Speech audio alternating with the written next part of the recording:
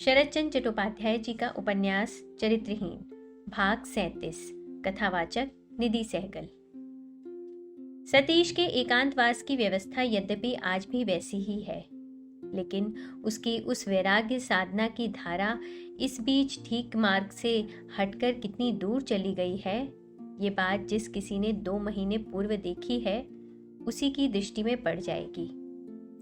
जो मनुष्य अपनी इच्छा से निर्वासन का दंड ग्रहण कर इस स्वजन शून्य स्थान में अकेले रहने के लिए आया है, उसका एकाएक वेशभूषा के प्रति अनुराग बढ़ जाने का कारण क्या है और किस लिए पक्षियों के गाने के बदले में उसकी अपनी गाने की पुस्तकें फिर पेटी के अंदर से निकल पड़ी हैं और सारंगी, सितार, बांसुरी आदि बाजे क्यों अपने अपने अनादृत स्थानों को छोड़कर फिर पुराने मित्रों की भांति मेज के ऊपर आ जमा हुए और उसके मुख की वह मलिन छाया भी किस प्रकार सहसा तिरोहित हो गई, ये सब सोचने की बातें हैं।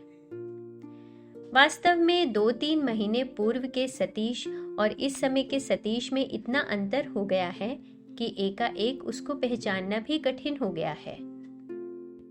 यद्यपि इस इतने बड़े अद्भुत परिवर्तन का कारण खोलकर ना बताने से भी संभवतः काम चल सकता था, लेकिन केवल यही भय हो रहा है कि कहीं संथाल परगने की असाधारण आब हवा अच्छी समझकर कितने ही नासमझ लोग उस ओर न दौड़ पड़े। इसलिए इतना ही बता देना आवश्यक है कि यद्यपि किसी ओर से विवाह का प्रस्ताव अभी तक स्पष्ट रूप से उठाया नहीं गया है, फिर भी आत्मीय स्वजनों के निकट सतीश और सरोजनी के मन की बात सुस्पष्ट हो जाने में कुछ भी शेष नहीं था। सरोजनी की माँ जगत तारिणी का आग्रह ही इस विषय में सबसे प्रबल है, ये एक बात 1 वर्ष पूर्व कलकत्ता में ही ज्ञात हो गई थी, लेकिन आग्रह व्याकुलता से अधिक रहने के कारण ही संभवतः केवल जगत तारिणी के मन में ही इस संशय की भी एक छाया पड़ी थी कि उनकी शिक्षा अभिमानिनी कन्या पुराने समाज और संस्कारों को अच्छा न समझकर सतीश को ग्रहण करने को प्रस्तुत होगी या नहीं। अभी थोड़े दिन हुए वह अपने नहर शांतिपुर गई हैं। जाते समय वह इस बात का संकेत कर गई हैं कि वहां से लौटते ही वह ये बात पक्की कर देंगी। सवेरे सतीश बेले पर नया तार चढ़ा रहा था। उसी समय बिहारी के साथ एक भले आदमी आ गए। ज्योतिष के घर के मुनीम थे। जगत तारिणी के साथ वह शांतिपुर गए थे, फिर उनके साथ ही लौट आए हैं। मुनीम ने नमस्कार करके कहा, माँ जी ने आज आपको निमंत्रण भेजा है, वहीं भोजन करना पड़ेगा। खबर सुनकर सतीश की छाती मानो उछल उठी। उसने पूछा, वो कब लौटी? मुनीम ने कहा, आज 3 दिन हुए। प्रायः 6-7 दिनों से सतीश उस ओर नहीं गया था। अपने संबंध की बात अत्यंत स्पष्ट हो जाने के बाद से ज्योतिष बाबू के घर जब तब जाने में उसे लज्जा जान पड़ती थी। उसने कहा, अच्छा, आप माँ जी से कह दीजिएगा मैं 10-11 बजे के अंदर ही आ जाऊंगा। जैसी आज्ञा, कहकर वह आदमी नमस्कार करके चला गया। सतीश को निमंत्रण भेजकर भी जगत तारिणी भोजन का कोई प्रयास न करके ही निश्चिंत थीं, क्योंकि उनकी धारणा थी कि सतीश संध्या के पहले न आएगा।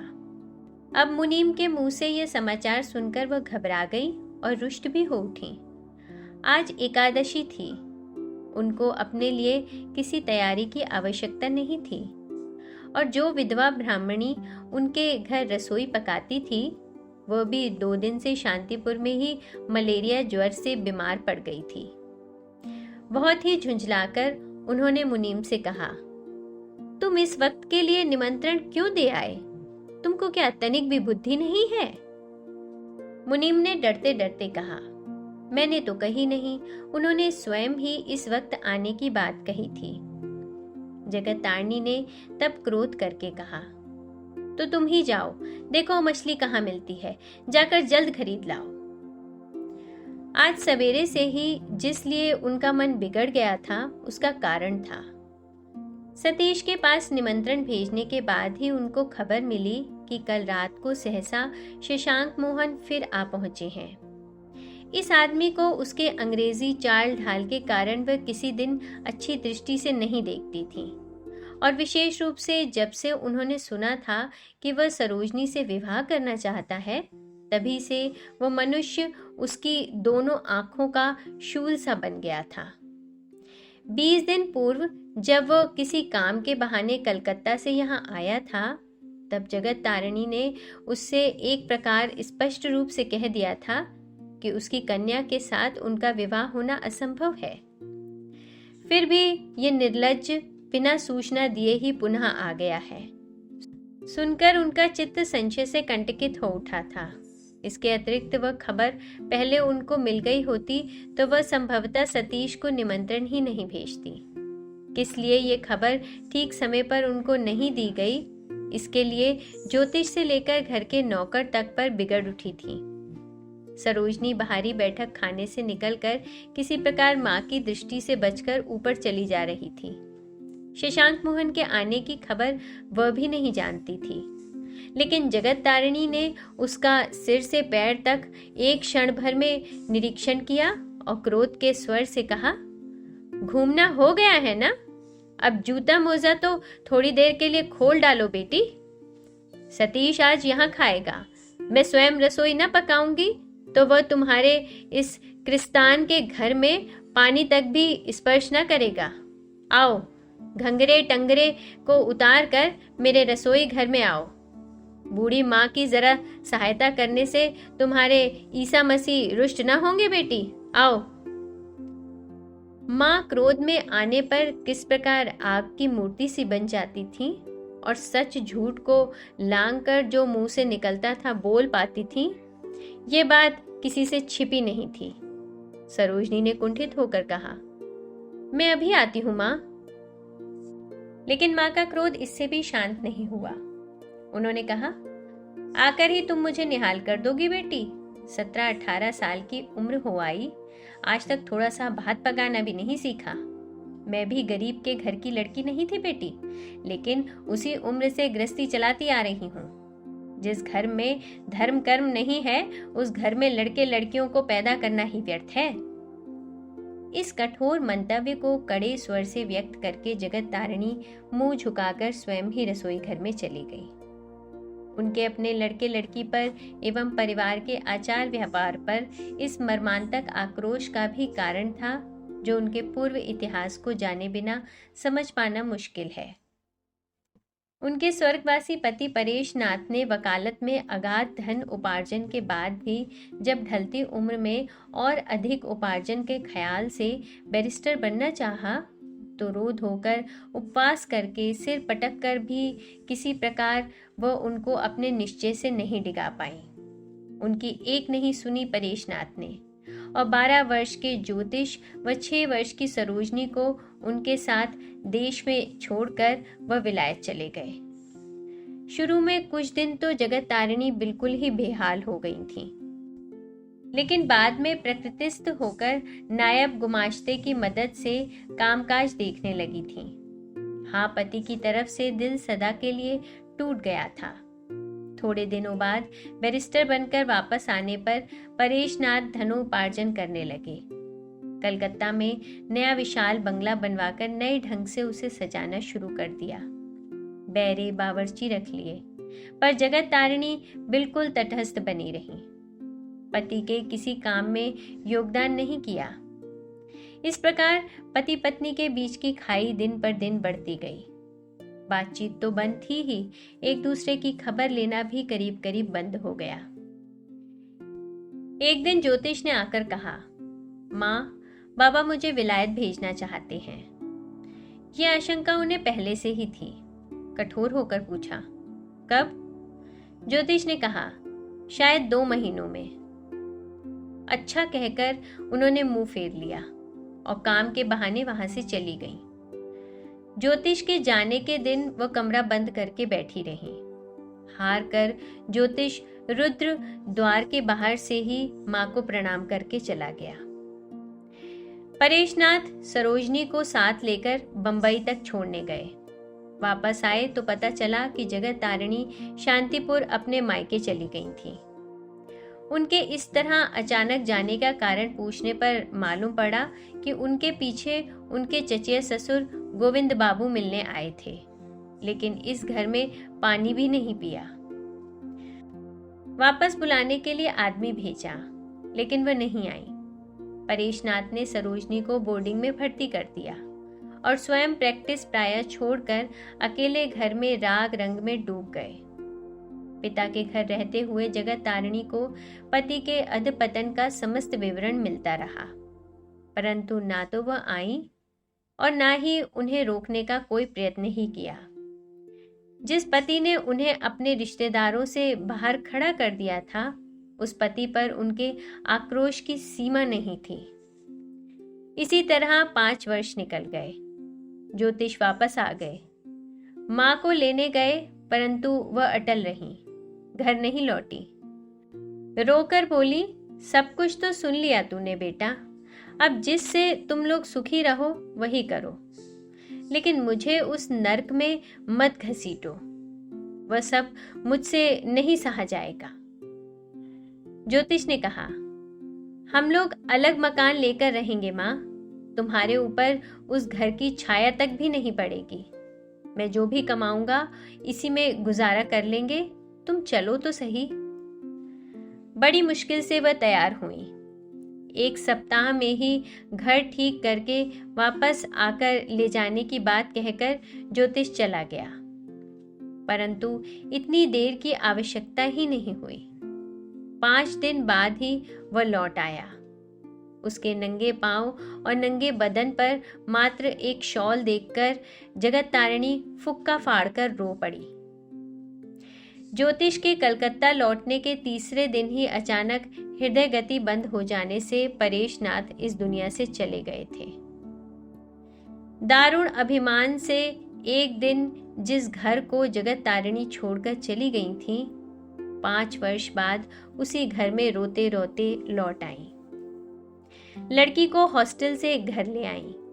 उसको देखकर भय से, विस्मय से स्तब्ध रह गईं। ज्योतिष को आड़ में बुलाकर बोली, बहन की शादी कैसे करेगा अब तू? मां के मन की बात समझकर ज्योतिष बोला, मां तुम कोई चिंता मत करो, उससे कहीं बड़ी लड़कियों का ब्याह भी होता है। विस्मय से आंखें फैल गईं जगत तारिणी की। बोली, चिंता कैसे नहीं करूं रे, तेरे बाप जो कर गए हैं वो तो लौटेगा नहीं, लेकिन जब तक मैं हूं लड़की किसी ईसाई मुसलमान के हाथ में तो नहीं दे सकती, फिर चाहे उसका ब्याह हो या ना हो। तेरे लिए तो कोई चिंता नहीं है, प्रायश्चित करने से हो जाएगा। उसका विधान मैं काका से पूछकर आई हूं, पर 1000 प्रायश्चित करने पर भी लड़की की उम्र तो नहीं घटाई जा सकती, उसका क्या उपाय होगा? ज्योतिष ने कहा, तुम्हें उम्र घटानी नहीं पड़ेगी मां, हाँ थोड़ा सब्र करना पड़ेगा। मैं अच्छा ब्राह्मण लड़का ढूंढ दूंगा, मुसलमान ईसाई की नौबत नहीं आएगी। गुस्से से जगत तारिणी ने कहा, तो अभी और सब्र करने के लिए कह रहा है ज्योतिष? ज्योतिष ने जवाब दिया, दोष मेरा तो नहीं है मां, जो सब्र करने को कहना अपराध है। दोष तो तुम्हारा और बाबा का है, मैं तो विदेश में था। ये बात तो जगत तारिणी भी समझती थी, लेकिन अच्छा ब्राह्मण लड़का कहाँ कैसे मिलेगा सोच नहीं पा रही थी। बोली, जो ठीक समझो बेटा, पर मैं बीच में नहीं पड़ूंगी किसी भी बात में, ये पहले से ही कह देती हूं। इतना कहकर भाराक्रांत हृदय वहां से उठकर चली गई। प्रायश्चित करके ज्योतिष ने पिता का श्राद्ध किया। इसके कुछ दिन बाद ही विलायत से लौटा एक बंगाली साहब पात्र रूप में मिला। बैरिस्ट्री पास करके 2 साल पहले ही देश लौटा था। शशांक मोहन का रंग तो नेटिव था, पर मिजाज ब्रिटिश था। बंगला वह अशुद्ध बोलते थे और अंग्रेजी गलत। कुछ ही दिनों में उनके नियमित आने जाने से सरोजनी के प्रति उनके मन का भाव स्पष्ट हो उठा। पर्दे के पीछे से भावी जमाता को देखकर जगत तारिणी गुस्से से जल उठी और उनका वह गुस्सा उतरा सरोजनी पर। उसको बुलाकर कहा, तू बेहया की तरह उसके सामने क्यों निकलती है? लज्जा से संकुचित होकर सरोजनी चुप खड़ी रही। आंखों से आग बरसाती हुई जगत तारिणी वहां से चली गई। इसके बाद शशांक मोहन कितनी ही बार आए, लेकिन जिसके लिए आते थे वह दिखाई ही नहीं देती। माँ की बात याद करके सरोजनी भीतर ही रहती, सामने नहीं पड़ती। ज्योतिष ने ये बात लक्ष्य करके एक दिन पूछा, सरो, आजकल तू इस तरह अलग थलग क्यों रहती है रे? सिर नीचा करके सरोजनी ने अस्फुट स्वर से कहा, माँ, और कुछ नहीं कहना पड़ा। सब कुछ समझकर ज्योतिष चुपचाप चले गए। इस घर में वह एक अक्षर ही काफी था किसी बात को समझने के लिए। प्रायः 2 मास बाद एक दिन सुबह उस लड़के का प्रस्ताव ज्योतिष ने माँ के समक्ष रखा तो सदा की तरह डांट खाकर चुप हो गए। लड़के को चुप देखकर माँ ने जरा नर्म पड़कर कहा, अच्छा, तुम लोग भी तो विलायत गए थे, लेकिन वैसे हो गए क्या? धीरे से ज्योतिष ने कहा था, सब एक जैसे नहीं होते माँ, कोई कोई थोड़ा बहुत बदल भी जाता है, पर इतनी सी बात के लिए ऐसा लड़का हाथ से निकल जाने देना ठीक है क्या? शशांक बैरिस्टर बनकर आया है, इतने से दिनों में प्रैक्टिस भी जमा ली है। मुझे तो नहीं लगता माँ कि उससे शादी करके सरोजनी किसी बुरे आदमी के पल्ले पड़ेगी। चाल चलन में जो थोड़ा सा अंतर आ गया है, उसे अगर नजरअंदाज कर दो तो मेरे ख्याल से भविष्य में सब कुछ अच्छा ही होगा। जगत तारिणी ने कहा, मैं कहती हूँ ज्योतिष, कभी अच्छा नहीं होगा। इसके अलावा जो विदेश जाकर विदेशी बन जाए, उसका तो मैं कैसे भी विश्वास नहीं कर सकती। ये कौन सी बात हुई, जो जहां गया वहीं का हो गया? ना ज्योतिष ना, उसे तू विदा कर दे बेटा। वह आदमी नहीं, बंदर है। बंदर के हाथ में लड़की किसी भी तरह नहीं दूंगी। किसी के भी संबंध में अपना मत प्रकट करने में जगत तारिणी को जरा भी विलंब नहीं लगता था और उसमें किसी प्रकार का संशय या दुविधा भी नहीं होती थी। और फिर जिस अपराध के लिए उन्होंने अपने पति को त्याग दिया था, वह अपराध वह किसी भी प्रलोभन से क्षमा नहीं कर सकती। ये समझकर ज्योतिष आगे बिना कुछ कहे चले गए, लेकिन थोड़ी देर बाद आकर बोले, माँ, एक बात सोचने की है। क्या? जगत तारिणी ने पूछा। ज्योतिष ने कहा, सरोजनी को तुम लोगों ने जो शिक्षा दी है, उसमें उसकी असम्मति से कुछ नहीं किया जा सकेगा। ऐसा करना सबसे बुरा काम होगा। बचपन से ही उसका भार तुम लोगों ने ना लेकर विदेशी मेमों पर छोड़ दिया। उस वातावरण में पलकर उसके मन का झुकाव किस ओर होगा, ये समझना मुश्किल नहीं है। जगत तारिणी चुप रह गईं। बात की सत्यता को मन ही मन अस्वीकार नहीं कर पाईं, पर साथ ही प्रकट में स्वीकार करना भी संभव नहीं था। कुछ देर मौन रहकर बोली, तो ठीक है ज्योतिष, तुम सभी अगर साहब और मेम बनना चाहते हो तो बनो, पर उससे पहले मुझे काशी भेज दो। जब मैं अब तक इतना सहन कर पाई हूं तो ये भी कर लूंगी। ज्योतिष ने जल्दी से झुककर माँ के चरण धूल लेकर सिर को लगाते हुए मुस्कुराकर कहा, फिर तो मुझे भी काशी चलकर रहना पड़ेगा। तुम्हें छोड़कर मैं और कहीं नहीं रह सकता। ये तो देश लौटने पर ही तय हो गया था माँ। नजरें उठाकर देखा जगत तारिणी ने। अंतर की अग्नि पर पानी पड़ गया। स्नेहसिक्त स्वर से बोली, नहीं बेटा, तू हम लोगों का काशी वाला मकान खाली करने को लिख दे। यहाँ रहकर अपनी इच्छा हर बात में थोप कर तुम लोगों को कष्ट दूं, ये उचित भी नहीं है और इसकी कोई आवश्यकता भी नहीं है।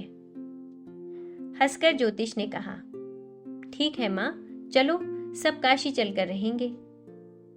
कलकत्ते के मकान में माँ बेटे के बीच हुए उक्त कथोपकथन के कुछ दिन बाद ही सतीश उपेंद्र के साथ वहां आया था। जगत तारिणी ने भी सतीश को देखा था। बदन पर मोटा जनेऊ था, पूजा पाठ भी करता था। मुसलमान की छुई पाव रोटी और बिस्कुट नहीं खाता था। श्रीमान था, निष्ठावान था, पिता की अगाध संपत्ति का वारिस था। मुग्ध हो गई थी जगत तारिणी। इसके बाद जब क्रमशः इस बात का आभास मिला कि उसके विलायत जाकर डिग्री न लेने पर भी, यहाँ तक कि इतने कुसंस्कार होते हुए भी लड़की के मन में इसके प्रति आकर्षण का भाव है, तब से इनकी सशंकित दृष्टि बदल गई थी एवं इतने दिनों की पूंजीभूत वेदना को भी जैसे सहज हो जाने का रास्ता मिल गया था। और फिर सतीश ने उन्हें माँ कहकर बुलाना भी शुरू कर दिया था। इसके बाद बहुत दिनों तक सतीश दिखाई नहीं दिया था। उसके न आने का हर दिन उन्होंने यद्यपि उद्वेग व चिंता में काटा था, किंतु आगे बढ़कर स्वयं कोई खोज खबर लेने का प्रयास भी नहीं किया था। सबसे बड़ा डर तो उन्हें इस बात का था कि कहीं प्रयत्न करने पर कोई बुरी खबर सुनने को न मिले। वह जानती थी कि उनकी अपनी कन्या के मतामत के ऊपर ही विवाह निर्भर था। सतीश के वृद्ध पिता अभी जीवित थे। क्या जाने वह क्या कहें, और फिर यही कैसे निश्चय किया जा सकता था कि सतीश विलायत गए लोगों के घर रिश्ता करने को तैयार हो जाएगा। इसी शशोपंज में वह दिन काट रही थी। परंतु उस दिन जब वैद्यनाथ के घर आकर सतीश को बैठे बातें करते देखा तो आनंद से आंखों में आंसू आ गए। उनको देखते ही सतीश ने उठकर पांव छू लिए थे। उसके कलकत्ता से भागकर अज्ञातवास करने से लेकर सरोजनी के उसे ढूंढ निकालने तक की सारी बात ज्योतिष ने माँ को बताई। संकट में पड़ने पर कन्या की रक्षा करने के लिए सतीश के सिर पर हाथ फेरकर असंख्य आशीर्वाद दिए उन्होंने, और साथ ही अंग्रेजी सीखकर अंग्रेजों की नकल करने के लिए भला बुरा कहकर बोली, बेटा सतीश, मुझे विश्वास है कि ये लोग तुम्हारा ये उपकार कभी नहीं भूलेंगे, पर तुम्हें वहां अकेले जंगल में रहने की जरूरत क्या है? तुम तो घर के लड़के हो, जब तक हम लोग यहाँ हैं, यहाँ क्यों नहीं आ जाते? हंसकर सतीश ने कहा, मैं ठीक हूं माँ, मुझे वहां कोई कष्ट नहीं है। जगत तारिणी बोली, कष्ट की बात नहीं है बेटा, अकेले रहने में झंझट बहुत है। इस घर में कितने कमरे खाली पड़े हैं, तुम यहीं आ जाओ। हवा पानी तो जैसा वहां का है वैसा ही यहाँ का भी है। सरोजनी बोली, फिर तो उनकी जात चली जाएगी माँ। अंदर की बात जानती नहीं थी जगत तारिणी। लड़की पर चिढ़कर बोली, तेरी बहुत जबान चलने लगी है सरो। क्यों, हम लोग कौन हैं जो हमारे यहाँ रहने से लोगों की जात चली जाएगी? बेटा सतीश, तुम उसकी बात पर मत जाओ, और अगर ऐसा ही है तो उपेन अपनी बहू के साथ हमारे घर कैसे इतने दिन रह गया? उनकी जात तो नहीं गई। तू उसे डरा मत बेकार को। मुंह फेरकर सरोजनी हंसने लगी। सतीश बोला, नहीं माँ, जात क्यों जाएगी? मैं प्रायः रोज ही आता हूँ यहाँ, रात का खाना भी हर बार यहीं खाता हूँ। सुनकर जगत तारिणी का चित्त पुलकित हो उठा। बोली, ऐसे ही आते रहा करो बेटा। अब जब तक मैं यहाँ हूँ मेरे पास ही खाना पड़ेगा तुम्हें रोज। और वह खाने की व्यवस्था करने चली गई। उनके जाने के बाद सरोजनी ने कहा, आपने तो मुझे गाना सिखाने का वादा किया था। मैं तो रोज ही आता हूँ, क्यों नहीं सीखती? सतीश ने कहा, आपके आते ही तो आपका गाना सुनने के लिए भीड़ इकट्ठी हो जाती है, उसमें कैसे सीखा जा सकता है भला? हंसकर सतीश बोला, तो नो एडमिशन का बोर्ड देकर दरबान को फाटक पर क्यों नहीं बिठा देती? उससे तो अच्छा है जो माँ ने कहा है वही करिए ना। उस जंगल में ना पड़े रहकर यहाँ आ जाइए। जंगल में रहने का प्रयोजन और किसी से भले ही कहा जा सकता था, पर सरोजनी से नहीं। अतः सतीश ने कोई जवाब नहीं दिया, चुप रह गया। सरोजनी ने फिर कहा, अच्छा, भैया कह रहे थे वह 5-6 दिन के बाद कलकत्ता चले जाएंगे, तब उनकी अनुपस्थिति में हमारी देखभाल कौन करेगा? कितने दिन के लिए जा रहे हैं? सतीश ने पूछा। कम से कम 7-8 दिन तो लग ही जाएंगे। फिर तो वही व्यवस्था कर जाएंगे, और इतने डर की भी क्या बात है? आप लोग तो हमारे हिंदू घर के लड़कियों की तरह असूर्यपश्या नहीं है कि घर में किसी पुरुष के ना होने से मुश्किल में पड़ जाएंगी। आप लोग तो उल्टे कितने पुरुषों के। सरोजनी का मुंह लाल हो गया, बीच में ही बोली, क्या करती हैं हम लोग, बताइए? पुरुषों के कान काट लेती हैं? हम हिंदू घर की लड़कियां नहीं हैं? अप्रतिभ होकर जल्दी से बात संभालने के लिए सतीश ने जैसे ही सिर उठाया, सामने के दरवाजे से ज्योतिष के साथ शशांक मोहन को अंदर आते देखा। कमरे में कदम रखते ही हाथ बढ़ाकर जल्दी से आगे आकर शशांक मोहन ने सरोजनी से हाथ मिलाया और कुशल क्षेम पूछी, और फिर अपने इस तरह अचानक चले आने की कैफियत देने लगे कि किस तरह कलकत्ते में एकदम उनका मन उचाट हो गया और वह बिना कुछ भी तय किए स्टेशन आकर देवघर का टिकट लेकर ट्रेन में बैठ गए। सरोजनी के मुंह से ना तो हाँ हूं के अलावा कोई और ही बात निकली, और ना ही उनके आने से उसके चेहरे पर हर्ष प्रकट हुआ। कोई 10-1 मिनट बाद सतीश को उठकर जाते देख अपनी याददाश्त पर जोर डालते हुए शशांक मोहन ने सरोजनी से पूछा, लगता है इनको पहले कहीं देखा है ना? सरोजनी का चेहरा चमक उठा, संक्षेप में बोली, कह नहीं सकती कहाँ देखा है।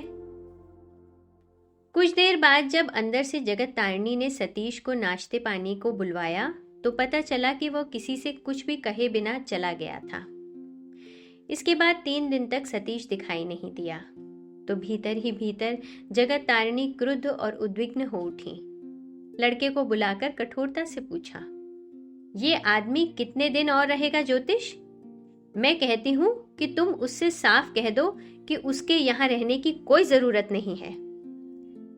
माँ की आज्ञा का ज्योतिष ने कैसे पालन किया ये तो पता नहीं, लेकिन जाने से पहले शशांक मोहन को इस बारे में कोई शंका नहीं रही कि जिसके लिए वह आते हैं उसके मिलने की कोई आशा नहीं है, और सतीश ही वह भाग्यवान पात्र है। मुंह उतर गया उनका, लेकिन आघात को भद्रता से सहन किया उन्होंने, और जाते समय सरोजनी से मिलने का प्रयत्न भी नहीं किया। ट्रेन में बैठकर विदा लेने से पहले अचानक कुछ याद करके ज्योतिष से पूछा, सतीश बाबू कहीं डॉक्टरी पढ़ रहे थे, वो पूरी हो गई? सिर हिलाकर ज्योतिष ने कहा, शायद नहीं, होम्योपैथी स्कूल में पढ़ रहे थे बस। ओह, होम्योपैथिक स्कूल में? कहकर बात का रुख पलट दिया शशांक मोहन ने। शरदचंद्र चट्टोपाध्याय जी का उपन्यास चरित्रहीन, भाग 37। कथावाचक निधि सहगल।